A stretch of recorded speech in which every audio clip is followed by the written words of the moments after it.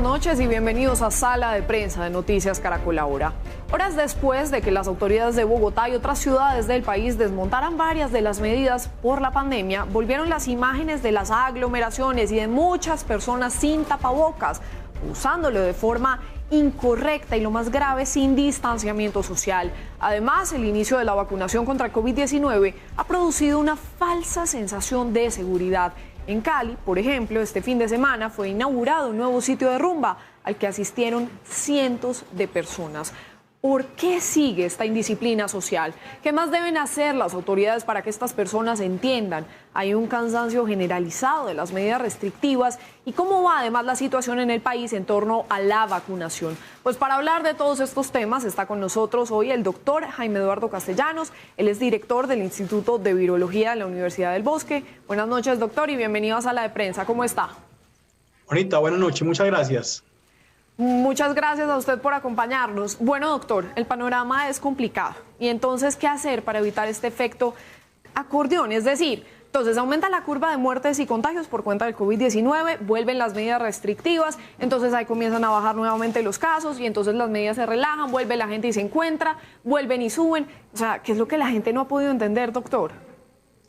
Sí, desafortunadamente es claro que hay algunas actividades que requieren una apertura rápida y poderosa, en tanto son actividades económicas o comerciales que requieren efectivamente de las cuales derivan el sustento muchísimas personas. Y en esos casos, las medidas restrictivas de las alcaldías y las gobernaciones han sido muy importantes para mantener las condiciones de acceso lento y llegada lenta de clientes o de usuarios a los diferentes comercios e instituciones.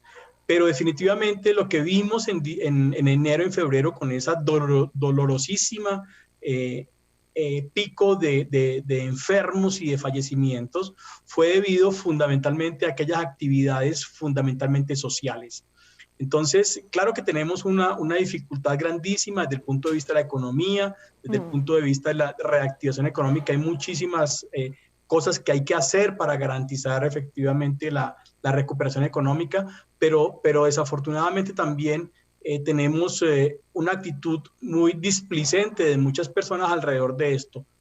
Usted lo dijo, cansados, estamos también todos cansados de mantener las medidas de protección y de seguridad, pero no es momento de cansarse. Es un mal momento. Por lo que usted dice, es muy claro que lo que estamos viviendo en este momento, vemos que la curva de casos y la curva de fallecidos se está disminuyendo, pero se siguen muriendo alrededor de 200 personas al día. Eso no es poquito, eso es mucha gente todavía que está falleciendo al día en el país. La diferencia está en que la ocupación de las camas de UCI es un poco menor a la de hace 2 meses, pero los fallecimientos siguen ocurriendo. Entonces, no es el momento de relajarse y este momento en el que se han relajado las medidas, digamos, como gubernamentales en las ciudades y los departamentos, coincide con el inicio lento de la vacunación, que sí emite una sensación, bueno, ya se acerca, vamos a empezar a terminar con esto, pero la realidad es que para que haya un impacto real de la vacunación debemos esperar meses, porque a este ritmo de vacunación no vamos a alcanzar efectivamente a bloquear el tercer pico. El tercer pico se viene definitivamente porque la ausencia de restricciones va a garantizar otra vez los contactos por actividades comerciales, industriales, por todas las funciones laborales que estamos cumpliendo,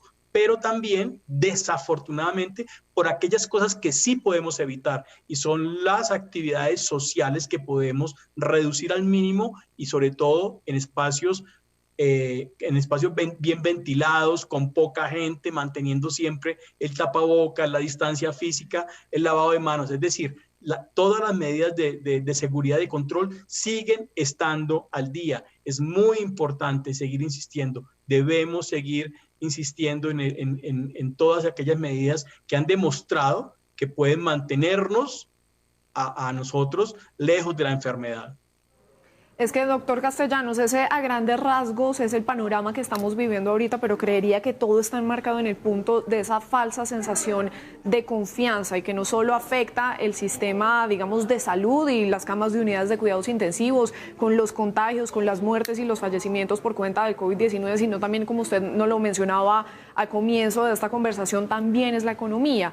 Y usted ha tocado un punto que me parece también muy importante, y es esa referencia que hace al segundo pico de la pandemia, porque diciembre y estas fiestas de fin de año, digamos que son la demostración que la gente cuando se relaja significa que hay problemas. Y justo ahí vivimos ese segundo pico de la pandemia. Entonces, en medio de la tranquilidad entre comillas, ¿no? Claro que podríamos entonces llegar a vivir un tercer pico. Tengo entendido además que en Cali, en el Valle del Cauca, están muy preocupados, y también en Antioquia, por los eventos de este fin de semana. Sí, es claro. Es decir, ¿cuándo dejarán de aparecer las oleadas de casos? Cuando estemos todos inmunizados. Es posible que efectivamente ahora lo que se llama la bolsa de susceptibles, es decir, el grupo de personas que no hemos tenido COVID, sea más reducido, y por lo tanto entonces la velocidad de transmisión y aparición del pico sea un poco más lenta, pero definitivamente es esperable un tercer pico, porque las restricciones que fueron draconianas en enero, sobre todo en Bogotá, por tanta dificultad y por el ocupamiento absoluto de las salas de UCI, la cantidad de personas que estaban severamente enfermas y que fallecieron, que eran cifras demasiado altas, pues obligaron a esas medidas muy, muy intensas por parte de la alcaldía y en algunas otras ciudades. Pero hay cosas que podemos hacer, intentar facilitar la recuperación económica manteniendo otras condiciones que sí podemos aplazar. Yo creo que es muy importante meterse un poco en la cabeza de eso. Hay cosas que podemos aplazar, es decir, esa fiesta, esa reunión, ese encuentro social, ese encuentro entre amigos, esa cena, ¿podemos aplazarla? ¿Es indispensable hacerla?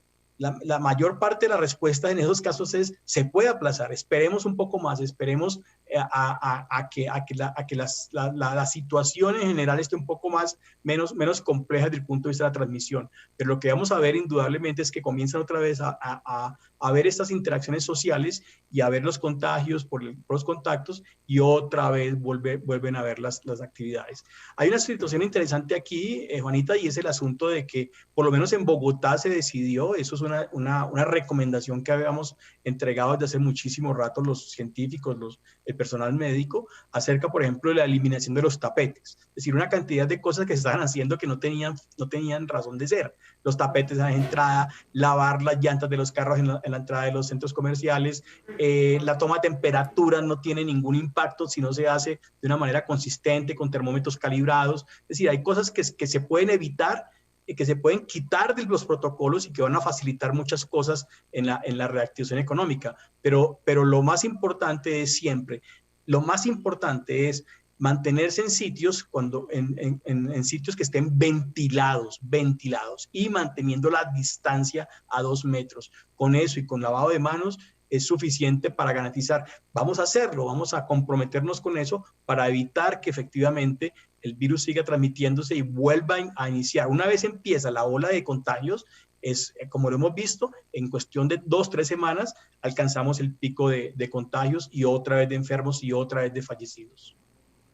Ay, doctor, Dios mío. Y recordemos entonces nuevamente cuáles pueden ser esos efectos de asistir a reuniones o rumbas como estas en medio de la pandemia que estamos viviendo por el COVID-19. Esto tiene un nombre, ¿no? Que son súper contagiadores estos eventos. Exactamente, porque una persona, claro, hay varias condiciones que ocurren durante esos eventos en sitios cerrados y que se pueden considerar como eventos de superdispersión, porque normalmente son personas jóvenes que pueden estar infectadas, digamos, en una fiesta de 100 personas, 2 o 3 o 4 están infectadas, asintomáticos, pero esas personas están cantando, están gritando, y ese ambiente, adicionalmente consumiendo alcohol, donde la distancia física comienza a reducirse, es decir, las condiciones, entonces, mi amigo, el abrazo, el beso, el intercambio de copas, de botellas, todo eso conduce a que efectivamente haya un contacto mucho más estrecho. Y entonces,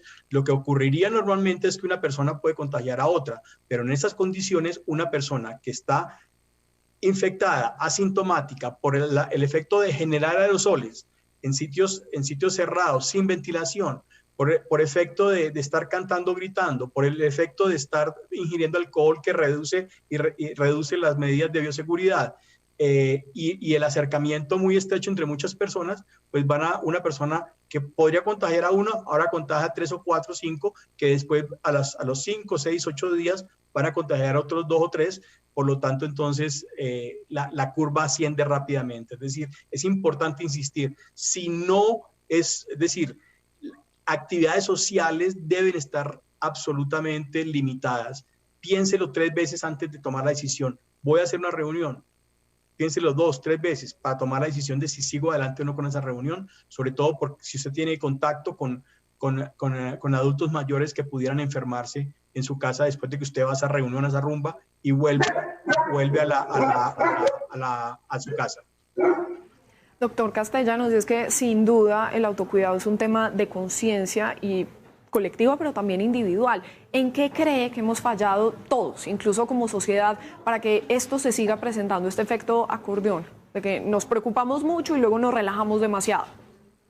Yo creo que es responsabilidad compartida, porque es que también es muy difícil plantearse el asunto en términos de que hay gente, claro, hay gente irresponsable, y en eso podemos contarlos y encontrarlos, personas que usan mal el tapabocas tiene que estar, ojalá si es de tela, lavable, que usted lo tenga, que sea un tapabocas de 3 capas, siempre tapándose la nariz, la boca, el mentón, apretado permanentemente, si está en contacto con personas, inclusive si está en su casa y no sabe quién está en su casa o cómo están encontrando entre ellos, es mejor mantenerse el tapabocas en los sitios de trabajo, por ejemplo. Entonces hay algunas consideraciones que se pueden extremar desde el punto de vista personal.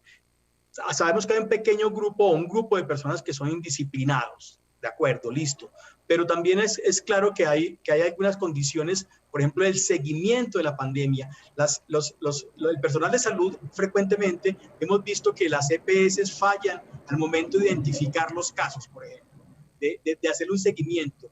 La EPS no identifica al individuo, no le toma la prueba rápidamente, la prueba se demora, tienen que hacerle trazabilidad a los contactos. Entonces también hay una razón ahí que no se está haciendo seguimiento, es decir, vamos detrás del virus, persiguiendo al virus cuando el virus ya ha pasado por un barrio o por una familia. Y creo que hay responsabilidades también desde el punto de vista de la logística, de las EPS, acerca de integrar las actividades reales de la búsqueda de casos para intentar controlar las cadenas de contagio. Doctor, y en paralelo a esto, digamos que muchas medidas restrictivas que estaban vigentes se fueron levantando en los últimos días, claro, porque venían también bajando, digamos, el número de contagios y un poco de fallecimientos. Pero, ¿qué opina usted de esto? ¿En qué momento deberían volver esas medidas restrictivas? ¿Cuál es el punto límite en el que uno tiene que decir, no, nos toca volver a poner todas estas medidas de control? Claro, la situación ahora es que epidemiológicamente estamos viendo que hay una reducción en el número de casos. Eso es importante porque son las consecuencias de unas acciones de restricción de hace 2 o 3 semanas. Se pueden liberar durante 2 o 3 semanas manteniendo otras, algunas actividades. Por ejemplo, es importante mandar también una señal acerca de la necesidad de la venta de alcohol, de los fines de semana, de los horarios de bares y restaurantes. Creo que es importante enviar esas señales porque si no se hacen, es decir, entendiendo que hay necesidad entre el gremio de los restaurantes, de los bares, hay necesidad pues de reiniciar sus actividades económicas, pero también hay que mandar el mensaje correcto de que no hemos acabado, la pandemia no se va a acabar, todavía nos queda todo el año de transmisión. Entonces necesitamos mantener las medidas de seguridad, pero también facilitar la posibilidad de la reapertura económica y de la consolidación de la actividad económica, pero también mandando la señal de que hay que mantener algunas restricciones e inclusive en cuestión de 4 semanas volver a empezar a apretar las medidas para evitar que se disparen los casos. Claro, pero doctor, ese tema es delicado porque entonces comienzan a bajar los casos, los contagios y también algunos de los fallecimientos, pero entonces, digamos, no nos apresuramos mucho. Es decir, no deberíamos, usted hace un momento estaba diciendo, nosotros vamos detrás del virus, rastreándolo, pero entonces no deberíamos prever que con estas condiciones pues obviamente van a aumentar nuevamente los casos, los contagios? Sí, de acuerdo, pero en este momento cuando el número de contagios y de individuos positivos está disminuyendo día por día, con una pequeña preocupación, y es que no sabemos exactamente qué está pasando, porque insisto en que hay una dificultad y una debilidad en la captura de los contactos de los positivos. Los países que lo han hecho bien fundamentalmente porque son capaces de detectar a los contactos y buscar a los familiares, a las personas con las que tuvo contacto un infectado, para poder ayudarles a cuarentenar y facilitarles el cuarentenamiento. Porque eso es lo otro, es decir, usted le dice que es en la casa, sí, pero si usted es un vendedor informal o es una persona que tiene que ir a trabajar, que no le da la incapacidad, o su ARL o la EPS no le da la incapacidad, pues esa persona, por más que esté infectado, si está levemente sintomático, va a salir a trabajar. Si también hay unas dificultades para cumplir, para que algunos sectores cumplan con los cuarentenamientos y con los aislamientos, porque claro, las EPS también están reventadas de las incapacidades y las dificultades que están relacionadas con todo este proceso.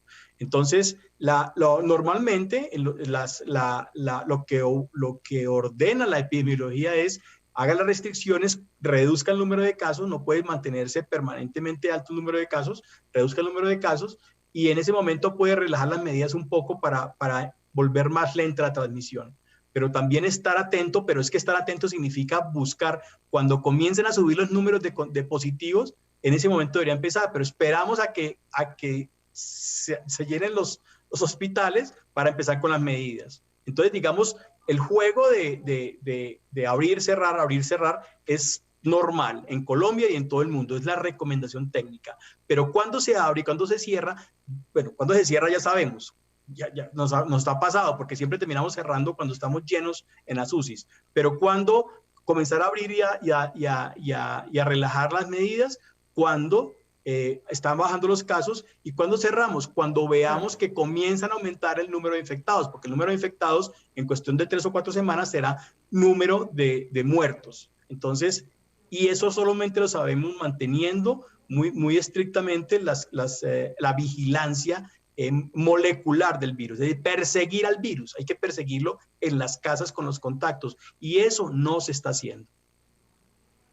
Claro, es la importancia de fijar en el momento clave cuál es el punto límite en el que se tienen que imponer esas nuevas restricciones, pues porque sin duda cuando comienza nuevamente la interacción, pues tienden a aumentar los casos y los positivos por COVID-19. Doctor, ¿y el comienzo de la vacunación en nuestro país? Digamos, ¿esa podría dar una idea equivocada de que el peligro está pasando y dar esa falsa sensación de seguridad? Sí, claro, hace 3 o 4 meses era la expectativa: necesitamos la vacuna, vamos a qué bien que empiece, qué bien que estén siendo autorizadas, todo esto. Pero definitivamente, como están las cosas ahora, y con la llegada tan lenta en el número de vacunas al país, esta situación no genera ningún beneficio en la transmisión de COVID. Ninguno, en este momento, ninguno. Estamos concentrados en este momento en facilitarle la vida al personal de salud, a las aseadoras, a las enfermeras, a los auxiliares, a los camilleros, a los intensivistas, para que puedan trabajar más tranquilamente y literalmente poderse enfrentar al virus con más tranquilidad, para poder atender a los pacientes. Pero eso en términos poblacionales es muy, muy bajo. Por lo tanto, entonces no vamos a ver ningún impacto con las 50.000 o 200.000 o 300.000 vacunas que se pongan. No vamos a ver ningún impacto en la transmisión, porque solamente se puede ver impacto en la transmisión cuando comienzan a aumentarse las vacunaciones por encima del 25, el 30, el 40%, como ya ha sido demostrado, por ejemplo, en Estados Unidos o en Israel, que ya llevan vacunado al 80% de su población. Entonces se ve una reducción inmediata en la transmisión y también en el número de enfermos. Y el segundo grupo que está por vacunarse, que son los adultos mayores de 80 años, pues la situación con ellos también es clave.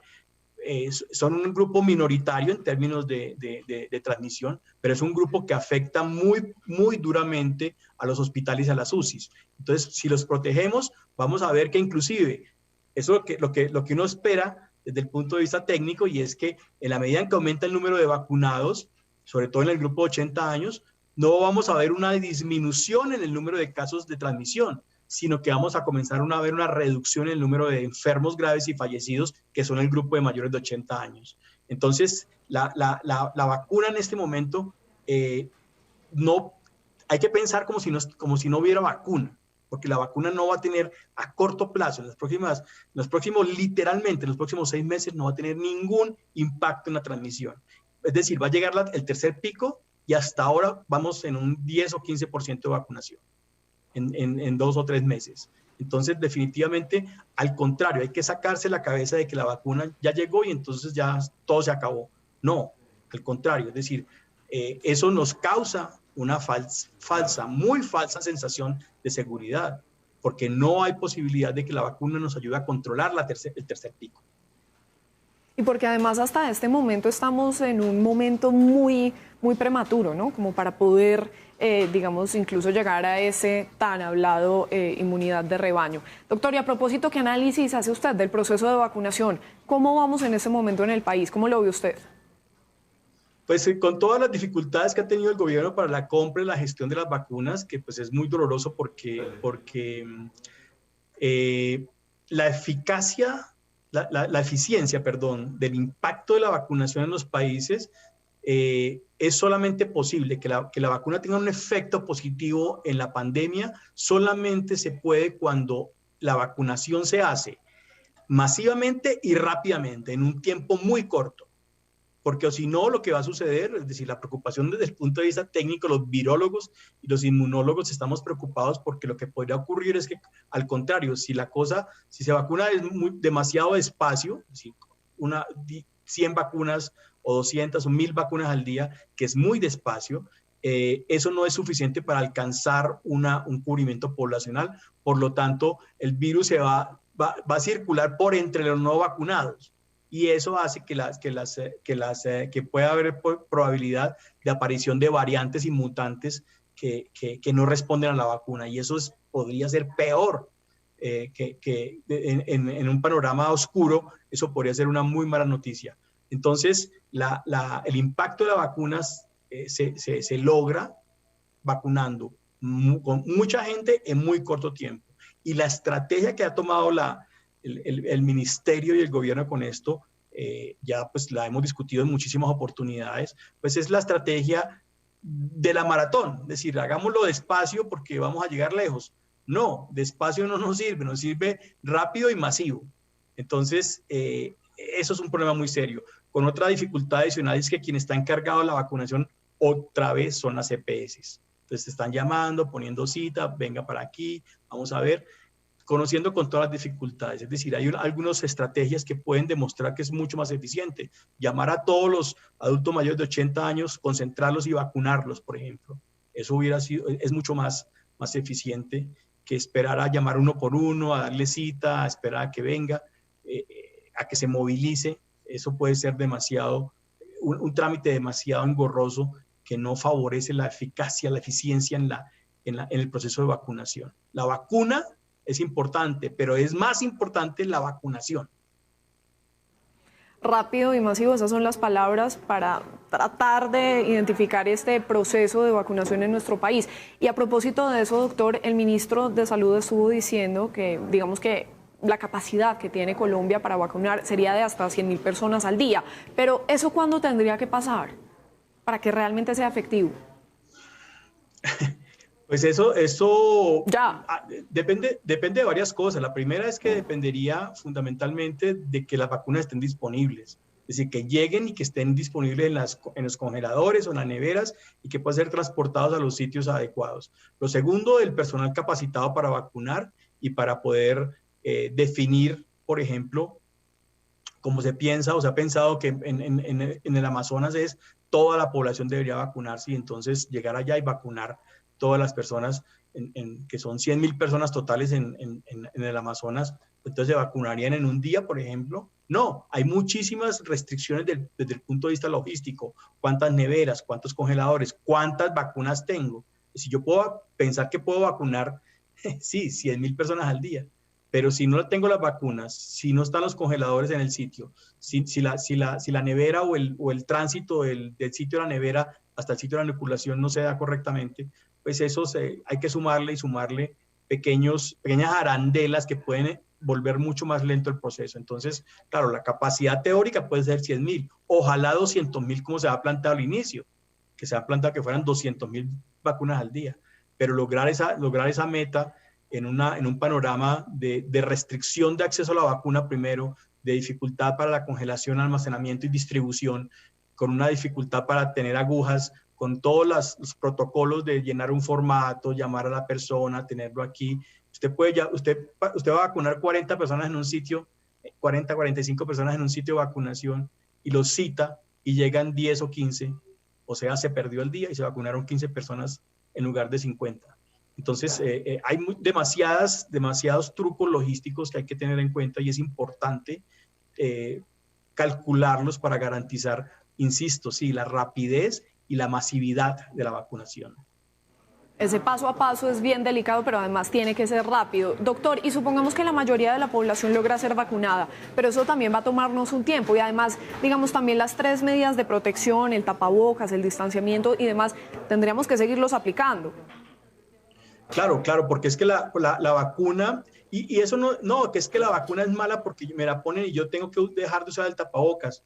Entonces, si no me puedo quitar el tapabocas, entonces ¿para qué me vacunaron? No, eso no es cierto. El asunto es que esta vacuna y todas las vacunas lo que hacen es que disminuyen el riesgo de enfermarse, no de infectarse. Fíjense que son dos conceptos diferentes. Usted se puede infectar y no enfermarse, y eso está bien, porque se infecta y no se enferma por protección de la vacuna, o se infecta, se enferma y se muere.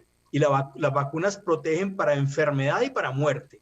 Eso es muy importante decirlo, porque entonces siempre nos dicen que el 50%, que el 60%, que el 72%, no. Todas las vacunas protegen 100% u 80 o 90% para enfermedad y 100% para fallecimientos. Entonces, por eso es que es importante vacunarse. Entonces, es posible que una persona vacunada se encuentre con alguien que lo infectó y entonces se infecta esa persona vacunada y puede transmitir el virus. Por lo tanto, entonces sí lo mejor es garantizar que hasta que no estén todas las personas alrededor suyo vacunadas, no se quite el tapabocas. Si en su familia los vacunaron a todos, quítese el tapabocas y abrácense. Sí, de acuerdo. Y va a suceder. Hace poco discutíamos ese asunto, es decir, los abuelos que por fin se vacunaron, más de 80 años, pueden por fin abrazar a sus nietos, sí, abrazarlos y besarlos y ganarse todos los mocos que le traen del colegio, porque no se van a morir por el COVID, que es la gran preocupación y la incertidumbre de infectarse en un adulto mayor. Pero ese hecho no significa que ahora vaya a andar sin tapabocas hasta que no estén todos vacunados, o por lo menos el 70% de los colombianos estemos vacunados. Ay, doctor Castellanos, qué ganas de que llegue ese momento de que nos podamos volver a abrazar los unos con los otros. Hace poco estaba escuchando al epidemiólogo, al doctor Fauci en Estados Unidos, que dice que estuvo diciendo en un programa allí, en una entrevista que le hicieron, que las personas vacunadas, para él, ya es seguro que se abracen. Entonces, pues ahí también está la esperanza. Pero en todo caso, digamos, la vacuna no es sinónimo de tranquilidad, no por lo menos ahora, cuando estamos en una fase tan prematura de aplicación aquí en Colombia, sobre todo en nuestro país, pero además que por más restricciones que sigan imponiendo los gobiernos locales, el gobierno nacional, pues el autocuidado sigue siendo un tema de conciencia personal, también colectiva, pero sobre todo personal, que tenemos que seguir aplicando con paciencia, a ver si algún día, ojalá pronto, podamos salir de esta pandemia. Es el doctor Jaime Eduardo Castellanos, director del Instituto de Virología de la Universidad del Bosque, quien nos estuvo acompañando esta noche. Muy amable, doctor, como siempre, muy iluminador todo lo que nos dice, muy amable. Lo siento, Juanita. Muchas gracias a usted por la invitación. Muy amable, que esté muy bien, doctor. Muy bien, así hacemos una pausa y cuando regresemos nos va a estar acompañando Ricardo Ospina para contarnos qué es lo que tiene hoy en su radar. Ya volvemos.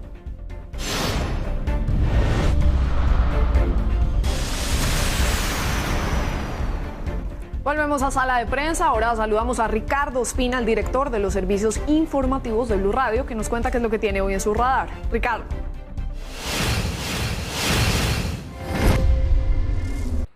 Hola, muy buenas noches. Hoy entra en el radar, comenzando esta semana, aquí en sala de prensa en Noticias Caracol Ahora, la investigación que impulsa a partir de ahora la Fiscalía sobre el escándalo de corrupción de Odebrecht, la multinacional brasileña, que luego de haber sido descubierta por la justicia estadounidense, terminó confesando el pago de multimillonarios sobornos en toda América Latina, en todos los países, incluyendo Colombia, en donde vienen adelantándose desde hace varios años investigaciones. Ya hay de hecho algunas personas condenadas, pero la novedad es que se unificaron los casos, se está simplificando el proceso y ahora lo que se busca es ir por otros responsables y sobre todo abrir la puerta para llegar finalmente a concluir si hubo o no, de manera probada, ingresos de la multinacional brasileña a la campaña presidencial de Juan Manuel Santos en las elecciones para el año 2014, cuando se enfrentó a Óscar Iván Zuluaga.